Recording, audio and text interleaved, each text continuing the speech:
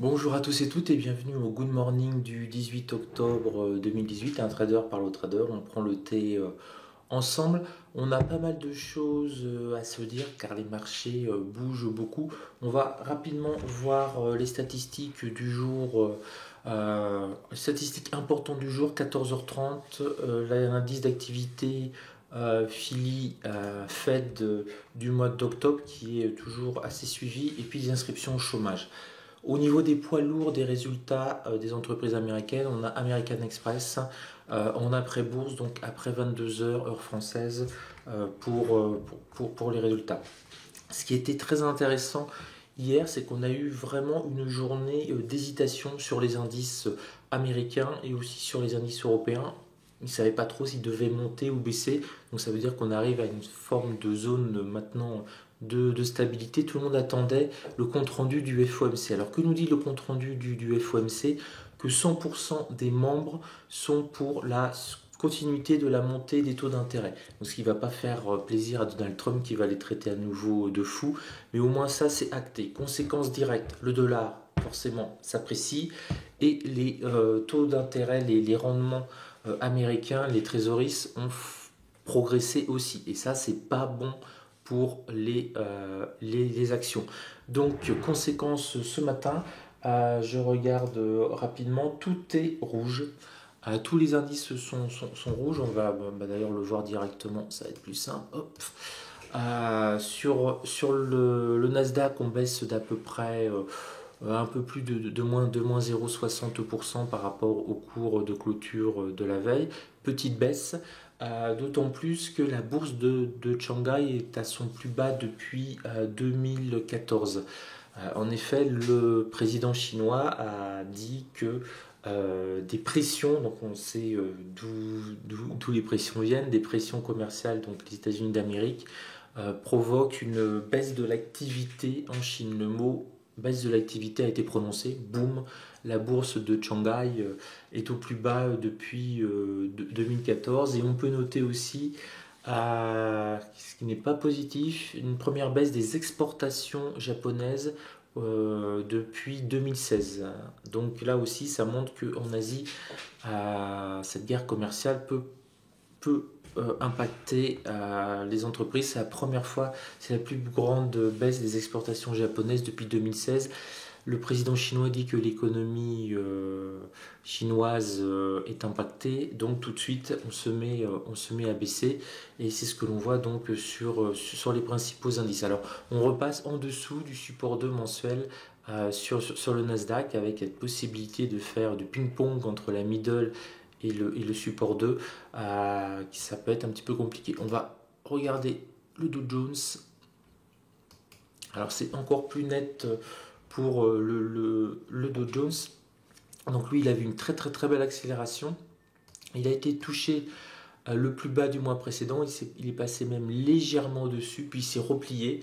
Et là maintenant, il est de retour sur la middle S2 mensuelle, le point pivot hebdomadaire. Il se stabilise et il est en baisse de moins 0,50 par rapport à l'ouverture. Et on va retrouver la même chose sur tous nos indices, la baisse. Le CAC 40, donc lui, il avait passé au-dessus de sa middle S2 mensuelle, il s'était rapproché du plus bas du mois précédent. Donc on était sur les 5200, on a été les voir de manière assez j'allais dire courte. Là, on le voit ici, là, un petit peu sur les 5200. Et puis là, on est à nouveau en phase de baisse. Alors, en support, on n'a pas grand chose à se mettre sous la dent. Si vraiment on baisse, on peut reperdre 1% et on revient pile sur le support 2 mensuel qui permettrait là un petit peu de résister. Et pour notre ami le DAX, on se retrouve avec à peu près la même stratégie. Regardez le plus bas du mois précédent, il s'en est rapproché, mais il n'a pas été vraiment le chercher, hein. Il a loupé d'une vingtaine de points et depuis il baisse de manière continue avec pourquoi pas les 11 579 en ligne de mire. Pour le moment on a rebondi sur les 11 650, on essaye quand même de se maintenir sur le DAX. Donc on le voit, ça risque d'être une journée qui va être un peu compliquée à mon avis aujourd'hui. On a des petites statistiques, elles sont pas extrêmement importantes, mais des petites statistiques. On n'a pas, c'est ce qui nous a permis de doper les indices, de grosses entreprises qui donnent ces résultats. On n'en a qu'une, entre guillemets, et c'est pas et c'est et comment dire, ça n'a pas un poids lourd considérable. C'est pas Amazon par exemple. Donc là on est un petit peu dans le ventre mou. La saison des résultats aux États-Unis, hier on n'avait pas de grosses entreprises, aujourd'hui quasiment pas. Donc on est vraiment sur du technique, et ce qui explique qu'hier on a vraiment hésité. Donc c'est le moment de mettre vos indicateurs techniques favoris, point pivot, Fibonacci ou je ne sais quoi, parce que c'est là où ça a vraiment plus de chances entre guillemets de fonctionner dans un marché qui doute et sans grand driver. Donc voilà, on est toujours sur cette situation un peu de tension. On n'a pas de bons signes.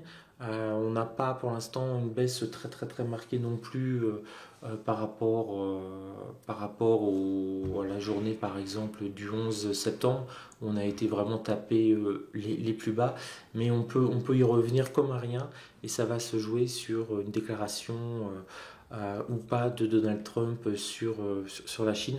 Mais là les marchés sont plutôt pessimistes. Ça ne s'améliore pas du tout avec la Chine, ça n'a pas l'air de vraiment négocier. La Fed, le FOMC confirme qu'ils vont monter les taux et à l'unanimité, donc il n'y a même pas une petite hésitation, donc c'est pas favorable aux actions. Et donc dans cette situation un petit peu tendue, les gérants vont avoir tendance à vendre, encaisser les bénéfices peut-être qu'ils ont sur actions depuis plusieurs mois ou années, de nettoyer un peu leur portefeuille, et comme c'est incertain, aller prendre un petit peu des trésors, des bons du trésor américain qui sont à des taux assez intéressants pour eux. Donc voilà, on peut avoir un basculement action vers très trésorise, et c'est un petit peu ce qui a dû se passer la semaine précédente. Voir si maintenant on va avoir une seconde vague de baisse ou si on va réussir à se maintenir. Voilà, ça va bien compliqué. On serait millionnaire dans les journées si on le savait. Sur ce, plein de bonnes choses, tradez bien, prenez votre temps, ça va être un marché un peu compliqué. Et puis, on se retrouve demain pour le Good Morning Trading. Ciao à vous!